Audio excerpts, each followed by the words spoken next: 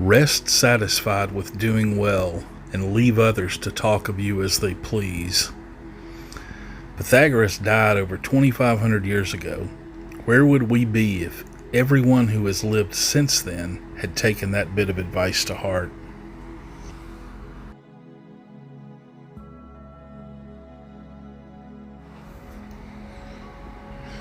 That's a wonderfully practical piece of ancient wisdom.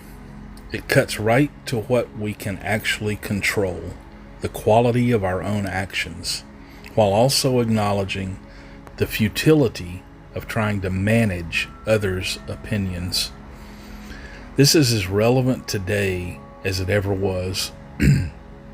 We live in a time of constant visibility and feedback, where people obsess over their image and reputation in ways that would probably amaze Pythagoras. The core of what he said remains: you will exhaust yourself trying to control how others perceive you, and even if you succeed temporarily, it's a hollow victory compared to the satisfaction of genuinely doing good. It's also liberating once you accept that people will form judgments regardless of your efforts to shape them. You're free to focus on what actually matters: improving yourself or your crafts, helping others, living according to your values. The irony is that this approach quite often earns you more genuine respect than constantly performing for an audience. Some might push back on this. So just for something to bounce this idea off of, I asked Claude, the AI, to make a counter argument or a critique of the quote and of what I just said about it. It offered this: Pythagoras' advice might work well for someone already in a position of power or privilege, but it can be dangerously naive for those who aren't. The privileged blind spot. Leave others to talk of you as they please assumes that reputation doesn't materially affect your life. But for many people, women in male-dominated fields, minorities, immigrants, anyone without inherited status, reputation is survival. If people are spreading lies about you, saying you're untrustworthy, incompetent, or dangerous, you can't just serenely focus on doing well while your career crumbles or your community ostracizes you. The luxury of indifference. A wealthy Greek philosopher could afford to ignore gossip. He had students who sought him out, an established reputation, probably financial security. But if you're trying to build a business, advance in your career, or gain any kind of opportunity, what others say about you often is what determines whether you succeed. Ignoring reputation can mean ignoring the very thing which creates opportunity. The false dichotomy. The quote implies you must choose between doing well and managing perception, but this is overly simplistic. Strategic communication about your work isn't vanity. It's often necessary for that work to have impact. A researcher whose discoveries go unnoticed, an artist whose work isn't seen, a reformer whose message doesn't get spread, they may all be doing well, but their potential good is neutered by their silence about it. Pythagoras' wisdom may be less about universal truth and more about the particular circumstances of someone who could afford such detachment.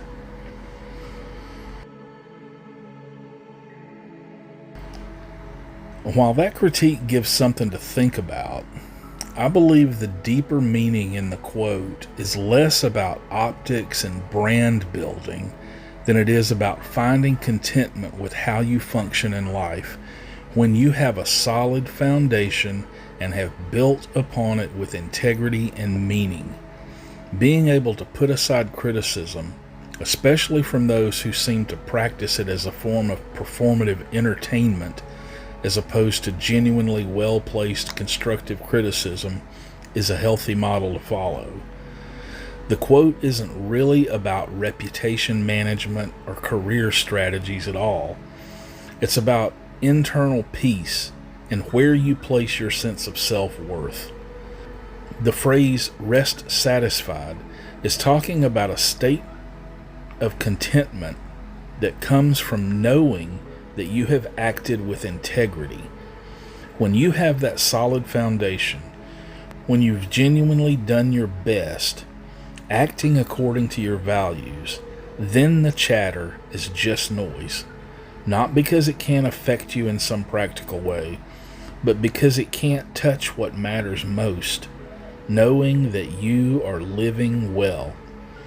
There's a clear distinction between different kinds of criticism.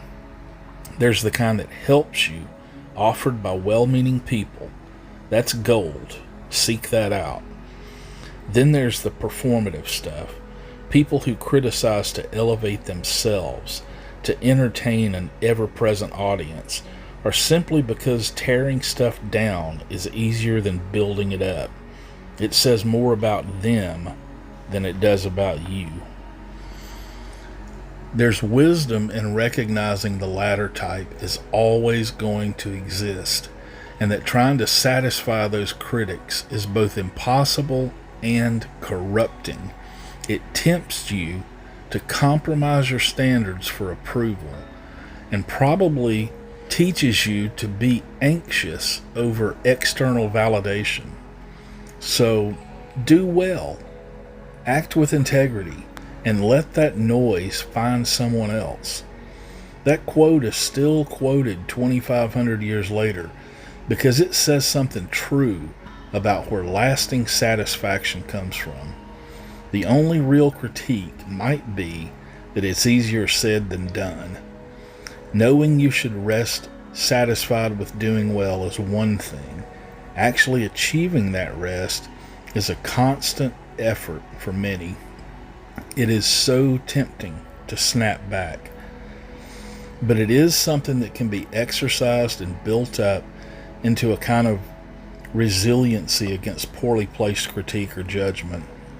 Those who would critique someone for striving to be a better person in the deepest sense are not doing anybody any favors. Well, maybe they're helping someone who is considering being that type of person to see the folly in it. They become living demonstrations of how not to live, giving lessons in pettiness, insecurity, malice. They're revealing their own shortcomings. Someone striving for integrity and growth can make an uncomfortable mirror for people like that. So they attack not because they think the person is wrong, but because they know the person is doing something right, and that's threatening. The real challenge is being discerning, keeping yourself open to legitimate criticism that can help you while not letting the noise distract you. That's where having a solid foundation becomes critical. When you know what you're building, how you're living, and why, you have a standard to evaluate feedback against rather than just reacting to whatever comes. I've got more thoughts on this in the realm of what lessons these critics are teaching people in this world of an attention-seeking, consumption-based social economy. But I think I'll come back to that another time. It's definitely not going anywhere anytime soon. So until then, thanks for watching.